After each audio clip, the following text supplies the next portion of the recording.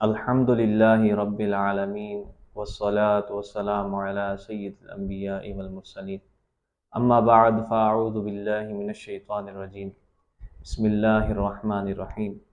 سورۃ البقرہ آیت نمبر 183۔ اللہ تعالیٰ ارشاد فرماتا ہے یا ایہا الذین آمنوا کتب علیکم الصیام کما کتب علی الذین من قبلکم لعلکم تتقون، کہ اے ایمان والو تم پر روزے فرض کر دیے گئے ہیں جس طرح کہ تم سے پہلے لوگوں پر روزے فرض تھے، لعلکم تتقون، تاکہ تم پرہیزگار بن جاؤ، متقی بن جاؤ، پرہیزگار بن جاؤ۔ تو یہ تو ایک بات اس آیت سے ثابت ہوتی ہے کہ روزے فقط جو ہے ہم پر فرض نہیں کیے گئے، بلکہ پہلی جو امتیں تھیں، جو پہلے لوگ آئے تھے، ان پر بھی روزے فرض تھے۔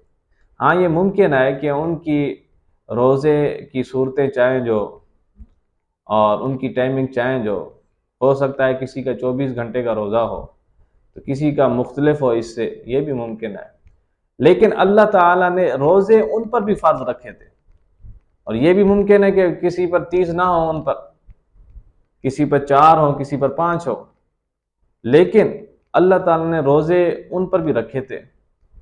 روزے ہم پر بھی اللہ تعالیٰ نے فرض کیے ہیں۔ کیوں کیے ہیں؟ روزے کا مقصد کیا ہے؟ اللہ تعالیٰ نے وہ بھی اسی آیت کے اندر فرما دیا لعلکم تتقون، تاکہ تم پرہیزگار بن جاؤ، تاکہ تم متقی بن جاؤ، اطاعت والے بن جاؤ، میرے فرما بردار بن جاؤ۔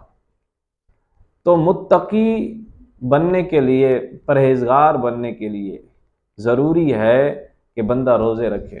ہاں اگر کوئی ایسا شخص ہے کہ ویسے تو ساری سال عبادت کرتا ہے، نمازیں پڑھتا ہے اور حج بھی کرتا ہے، زکوٰۃ دیتا ہے، لیکن بغیر کسی شرعی عذر کے وہ روزے نہیں رکھتا، تو وہ کامل متقی نہیں ہے، اس کی تقوی جو ہے وہ مکمل نہیں ہے۔